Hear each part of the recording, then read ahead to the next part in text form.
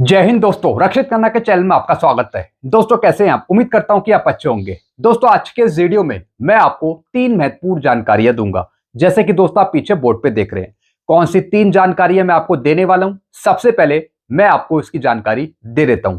सबसे पहली जानकारी मैं आपको दूंगा, पूर्व सैनिकों ने 8वें वेतन आयोग में पेंशन रिवीजन की मांग की।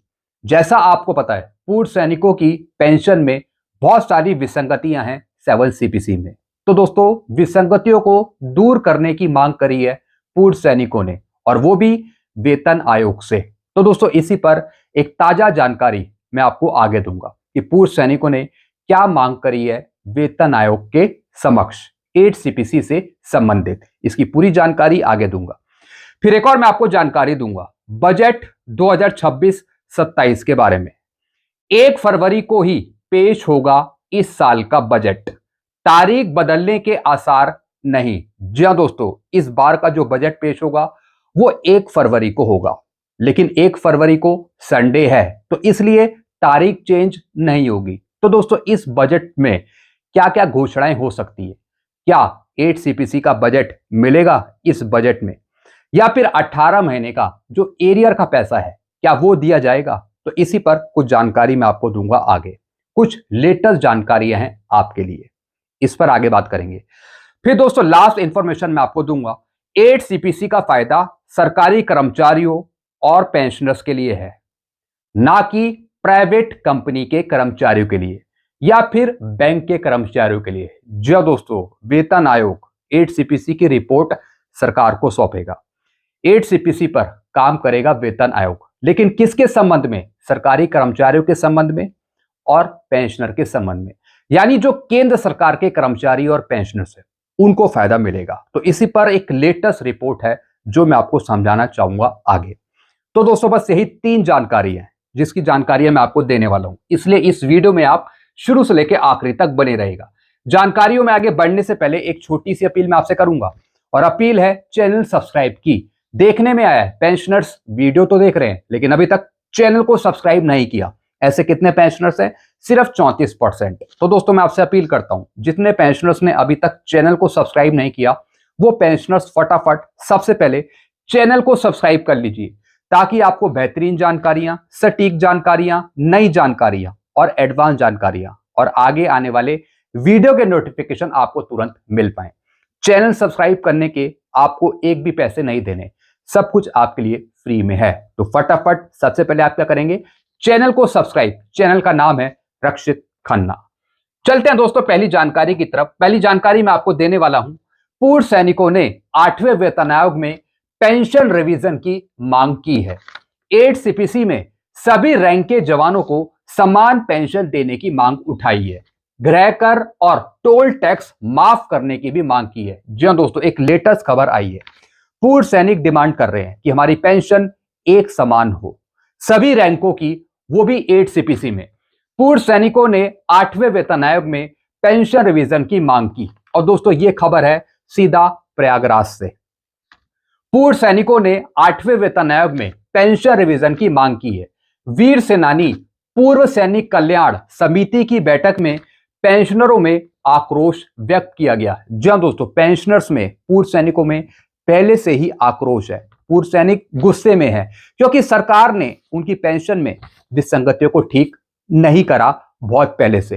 तो पूर्व सैनिकों को डर है कि यही विसंगतियां 8 सीपीसी में कैरी फॉरवर्ड हो जाएंगी। इसलिए दोस्तों ये मांग करी है कि सबसे पहले विसंगतियों को दूर करा जाए। सभी रैंक के जवानों को समान पेंशन देने की मांग के साथ उत्तर प्रदेश में गृह कर और टोल टैक्स माफ करने की भी मांग की गई है। जी हां दोस्तों, यानी एक समान पेंशन दी जाए, उसके बाद उत्तर प्रदेश में जो गृह कर लगा रखा है, जो होम टैक्स है, उसमें छूट दी जाए, जो टोल टैक्स है उसको भी माफ किया जाए। तो दोस्तों ये डिमांड करी है पूर्व सैनिकों ने, 3 डिमांड है। फिर क्या लिखा है? पूर्व सैनिकों ने 8वें वेतन आयोग में पेंशन रिवीजन करने की मांग की है। वेतन आयोग और अन्य समस्याओं के सिलसिले में वीर सेनानी पूर्व सैनिक कल्याण समिति ने रविवार को तपोवन पार्क में बैठक की, एक मीटिंग करी। संचालन करते हुए समिति के संरक्षक श्याम सुंदर सिंह पटेल ने कहा है कि केंद्र सरकार ने 8वें वेतन आयोग का गठन किया है, लेकिन इसके एजेंडे में पेंशन रिवीजन नहीं है। जैसा आपको पता है टर्म ऑफ रेफरेंस में पेंशन का शब्द नहीं है, पेंशनर्स का शब्द नहीं है। इसको लेकर देश भर के पेंशनरों में आक्रोश है, पेंशनर्स गुस्से में हैं। बैठक में सेना से सेवानिवृत्त होने वाले सभी रैंक के जवानों को समान पेंशन देने की मांग की गई है, यानी जितने रैंक हैं उनको एक समान पेंशन दी जाए। ओआरओपी में जो अलग अलग पेंशन मिल रही है तो अलग अलग पेंशन को खत्म करके एक समान पेंशन दी जाए, विसंगतियों को खत्म करके 8 सीपीसी में। पूर्व सैनिकों ने देश के अन्य राज्यों की तरह उत्तर प्रदेश में भी उनके भवनों का गृह कर, जी हां दोस्तों, यानी दोस्तों जो भवन है उन पर गृह कर वसूला जाता है, होम टैक्स लिया जाता है, साथ ही साथ टोल टैक्स भी लिया जाता है। तो दोस्तों गृह कर हो गया, होम टैक्स और टोल टैक्स माफ करने की अपील करी है पूर्व सैनिकों ने। तो दोस्तों यहां पर 3 मांग रखी गई है, पूर्व सैनिकों ने 3 मांग यहां पे रखी है। देखते हैं दोस्तों सरकार इनकी मांगों पर ध्यान देती है या नहीं देती। चलते हैं दोस्तों अगली जानकारी की तरफ। अगली जानकारी है बजट 2026, 1 फरवरी को ही पेश होगा इस साल का बजट। तारीख बदलने के आसार नहीं, टैक्स स्लैब या फिर आयकर से संबंधित कुछ घोषणाएं हो सकती हैं। जी हां दोस्तों इस बार का बजट भी फरवरी में ही मिलेगा, लेकिन इस बार मिलेगा 1 फरवरी को, क्योंकि दोस्तों 1 फरवरी को संडे है तो तारीख तो यहां पे चेंज नहीं होगी। जैसा कि इसमें बताया बजट 2026 1 फरवरी को ही पेश होगा इस साल का बजट, तारीख बदलने के आसार नहीं। सूत्रों का कहना है कि वित्त मंत्रालय और संबंधित विभागों की तैयारियां तय कार्यक्रम के अनुसार चल रही हैं। बजट की तैयारी चल रही है दोस्तों अंदर खाने से, और बजट को परंपरागत समय पर ही संसद में पेश किया जाएगा। अब दोस्तों आपको इस बजट से क्या उम्मीद है, क्या सरकार आपको देगी इस बजट से, जरा कमेंट में आप जरूर बताइएगा। हालांकि बजट सेशन की आधिकारिक तारीखों को लेकर सरकार की ओर से अभी तक कोई औपचारिक ऐलान नहीं किया गया है। जी हां दोस्तों, अभी सरकार की तरफ से ऐसा कोई नोटिफिकेशन नहीं है कि तारीख चेंज कर दी जाएगी या फिर कौन सी तारीख होगी। संसद के बजट सेशन की शुरुआत और अवधि को लेकर अधिसूचना जारी होना अभी बाकी है। सूत्रों का कहना है कि वित्त मंत्रालय और संबंधित विभागों की तैयारियां तय कार्यक्रम के अनुसार चल रही हैं और बजट को परंपरागत समय पर ही संसद में पेश किया जाएगा, यानी 1 फरवरी को, फरवरी में। अब सभी की निगाहें सरकार की ओर से होने वाली आधिकारिक घोषणा पर टिकी है, जिसमें बजट की तारीखों और समय सारणी को लेकर स्थिति पूरी तरह स्पष्ट की जाएगी सरकार की तरफ से भी।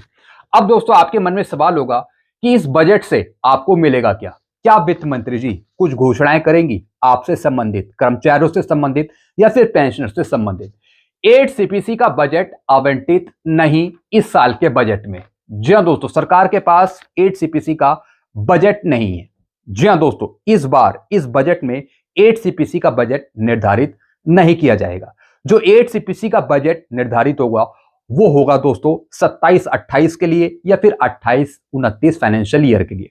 लेकिन 26-27 का जो बजट पेश होगा इसमें 8 सीपीसी का बजट नहीं पेश हो पाएगा। जी हां दोस्तों, यानी 8 सीपीसी का जो पैसा है वो इस बजट में नहीं घोषित होगा, इसकी नई घोषणा होगी। टैक्स स्लैब या फिर आयकर से संबंधित कुछ घोषणाएं हो सकती है। टैक्स स्लैब हो गया दोस्तों, पुराना टैक्स स्लैब यहाँ पे खत्म किया जा सकता है, या फिर जो नया टैक्स स्लैब है उसमें भी कुछ सुधार किए जा सकते हैं। यानी टैक्स से संबंधित, आयकर से संबंधित घोषणाएं कुछ की जा सकती हैं आपके लिए, सैलरी पर्सन के लिए। फिर दोस्तों 18 महीने का एरियर देने के लिए पैसा नहीं। जी हां दोस्तों, जो खर्चा है 18 महीने के डीए के एरियर का वो है दोस्तों 34,402 करोड़। इतना खर्चा है 18 महीने के डीए के एरियर का, लेकिन सरकार के पास पैसा नहीं है। जी हां दोस्तों, तो दोस्तों इस बार के बजट में भी सरकार 18 महीने का एरियर का जो पैसा है वो नहीं आवंटित करेगी, वो नहीं देगी। तो दोस्तों यहां पर 8 सीपीसी का बजट भी सरकार के पास नहीं है और ना ही 18 महीने का जो डीए का एरियर है उसका जो पैसा है 34,402 करोड़, तो ये वाला पैसा भी सरकार के पास नहीं है। बड़ी अफसोस की बात है, सारा पैसा कहां जा रहा है, किसके पास जा रहा है सारा पैसा? क्या नेताओं के पास जा रहा है या फिर विधायकों के पास जा रहा है या फिर अडानी अंबानी के पास जा रहा है? आप नीचे कमेंट करके बताइए कि सारा पैसा कहां जा रहा है। अगर सरकार के पास आपको देने के लिए पैसा नहीं है, 8 सीपीसी का बजट नहीं है इस साल देने के लिए, 18 महीने का एरियर देने के लिए सरकार के पास पैसा नहीं है, बजट नहीं है, तो फिर सारा पैसा कहां जा रहा है? जरा कमेंट में आप जरूर बताइएगा। चलते अगली जानकारी की तरफ। 8 सीपीसी का फायदा सरकारी कर्मचारियों और पेंशनर्स के लिए है, ना कि प्राइवेट कंपनी के कर्मचारियों या फिर बैंक कर्मचारियों के लिए। जी हाँ दोस्तों, अब दोस्तों कुछ प्राइवेट कंपनी के कर्मचारी हैं, सैलरी पर्सन, वो मेरे से पूछ रहे हैं क्या हमें भी 8 सीपीसी का फायदा मिलेगा, या फिर दोस्तों कुछ बैंक के कर्मचारी हैं वो पूछ रहे हैं क्या हमें भी 8 सीपीसी का फायदा मिलेगा। अब दोस्तों इसके कुछ नियम अलग हैं। जी हाँ दोस्तों, directly pay commission private company के जो एम्प्लॉई हैं उनकी सैलरी बढ़ाने के लिए काम नहीं करता, या फिर जो बैंक के कर्मचारी हैं उनकी सैलरी बढ़ाने के लिए 8 सीपीसी से संबंधित काम नहीं करता वेतन आयोग। वेतन आयोग है केंद्र सरकार के कर्मचारियों की सैलरी बढ़ाने के लिए, या फिर पेंशनर्स की पेंशन बढ़ाने के लिए, या फिर दोस्तों जो दूसरे डिपार्टमेंट हो गए उनकी पेंशन सैलरी बढ़ाने के लिए, जैसे कि दोस्तों ऑटोनोमस बॉडी भी इसमें आता है। अब दोस्तों इसके कुछ रूल्स हैं, कुछ नियम है जो मैं आपको समझाना चाहूंगा। डायरेक्ट वेतन आयोग इन कर्मचारियों की सैलरी बढ़ाने के लिए सिफारिशें नहीं दे सकता। जी हाँ दोस्तों, मैं आपको वेतन आयोग के कुछ रूल समझाना चाहूंगा कि वेतन आयोग किस पर काम करता है। एक्चुअली वेतन आयोग से किसकी पेंशन बढ़ाई जा सकती है, किसकी सैलरी बढ़ाई जा सकती है, तो दोस्तों कुछ जानकारियां मैं आपको दूंगा, बिल्कुल सही से समझेगा दोस्तों। 8वां केंद्रीय वेतन आयोग ये निजी क्षेत्र के कर्मचारियों पर सीधे लागू नहीं होता। इसकी सिफारिशें विशेष रूप से केंद्र सरकार के कर्मचारियों और पेंशन भोगियों के लिए है। जी हाँ दोस्तों, जैसा मैंने आपको बताया, वेतन आयोग बैंक के कर्मचारियों की सैलरी नहीं बढ़ाता, रिवीजन नहीं करता, या फिर वेतन आयोग जो प्राइवेट कंपनी में काम कर रहे हैं कर्मचारी उनकी सैलरी नहीं बढ़ती, वेतन आयोग इसकी सिफारिशें नहीं देता। 2026 के लिए 8 सीपीसी से संबंधित कुछ मुख्य विवरण इस प्रकार है। जी हाँ दोस्तों, कुछ पॉइंट मैं आपको समझाऊंगा। पात्रता, अब एलिजिबिलिटी क्या है 8 सीपीसी की या फिर वेतन आयोग की, किसे मिलता है वेतन आयोग का फायदा। यह केवल केंद्र सरकार के कर्मचारियों, रक्षा कर्मियों और केंद्र सरकार के पेंशन भोगियों पर लागू होता है। जी हाँ दोस्तों, वेतन आयोग 8 सीपीसी किस पर लागू होगा, जो सिविलियंस पेंशनर्स हैं, कर्मचारी हैं, या फिर जो डिफेंस पर्सनल हैं, डिफेंस पेंशनर्स हैं, या फिर जो केंद्र सरकार के पेंशन भोगी हो गए, उन पर लागू होता है वेतन आयोग 8 सीपीसी। लागू होने की डेट, संशोधित वेतन 1 जनवरी 2026 से प्रभावी होने की उम्मीद है। जी हाँ दोस्तों, उम्मीद इसलिए बताया गया है क्योंकि सरकार ने अपनी तरफ से कहीं आधिकारिक बयान नहीं लिखा कि 8 सीपीसी 2026 से ही मिलेगा, लेकिन मैंने आपको बताया कि 8 सीपीसी का फायदा मिलना है 1/1/2026 से, इसलिए मैं अपनी तरफ से पूरी तरह कंफर्म हूं कि 8 सीपीसी का फायदा आपको 1 जनवरी 2026 से ही मिलेगा। हालांकि वास्तविक वेतन वृद्धि और सूचनाएं 2026 के अंत या फिर 2027 के मध्य तक नहीं हो सकती और बकाया राशि का भुगतान पूर्वव्यापी रूप से किया जाएगा। जी हाँ दोस्तों, यानी दोस्तों 2027 के शुरुआत में, अंत में, 2028 में पूर्ण रूप से 8 सीपीसी का फायदा मिलेगा और बैक डेट का एरियर दे दिया जाएगा। अनुमानित वेतन वृद्धि, अब कितनी वेतन वृद्धि आपकी हो सकती है सरकार के द्वारा। विशेषज्ञों का अनुमान है कि सरकारी कर्मचारियों के वेतन में लगभग 25 से 34% की वृद्धि होगी, यानी 25 से 34% की वृद्धि हो सकती है 8 सीपीसी में, लेकिन मैं लेके चल रहा हूं यहाँ पे 20% से या फिर 14% से लेके 25% के बीच में। अगर इससे ऊपर मिल जाता है तो दोस्तों फिर आपकी किस्मत हो सकती है। उपयुक्तता कारक, उपयुक्तता कारक नए मूल वेतन की गणना के लिए, यानी कि फिटनेस फैक्टर कितना आपका हो सकता है, 1.92 से और 2.86 के बीच रहने का अनुमान है। जी हाँ दोस्तों, यानी 1.2 अगर दिया जाता है तो 18,000 से बढ़कर आपकी बेसिक पे हो जाएगी 34,560। इसकी जानकारी मैंने आपको पहले भी दी है। फिर क्या लिखा है, निजी क्षेत्र पर प्रभाव। जी हाँ दोस्तों, अब जो प्राइवेट सेक्टर है उन पर क्या प्रभाव पड़ता है, क्या उनकी भी सैलरी बढ़ेगी जो कंपनियों में काम कर रहे हैं कर्मचारी।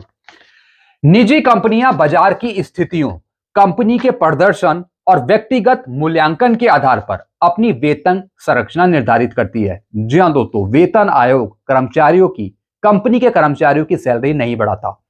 वेतन आयोग कर्मचारियों की सैलरी नहीं बढ़ाता जो कंपनियों में काम कर रहे हैं। अब किस तरीके से उनकी सैलरी बढ़ती है, अब यहां पे देखिए, जो प्राइवेट कंपनियां हैं वो बाजार की स्थिति, जी हाँ दोस्तों, जो मार्केट है उसकी वैल्यू, फिर कंपनी के प्रदर्शन, कंपनी किस तरीके से संचालित की जा रही है, किस तरीके से उसका प्रदर्शन है, फिर व्यक्तिगत मूल्यांकन। जी हाँ दोस्तों, फिर आपका काम देखा जाता है कंपनी में कि आप सही वर्क कर रहे हो या नहीं कर रहे। तो इन सब चीज के आधार पे आपकी सैलरी तय होती है या फिर बढ़ती है। हालांकि सरकार द्वारा वेतन में भारी वृद्धि से कभी कभी प्रतिभा के लिए प्रतिस्पर्धा बढ़ सकती है और कुछ क्षेत्रों में अप्रत्यक्ष रूप से निजी वेतन में भी वृद्धि हो सकती है। यानी दोस्तों आपके काम को देखकर, जी हाँ दोस्तों, आपके काम को देखकर यहां पे आपकी सैलरी डिसाइड करी जाती है। कहां पर? कंपनियों में।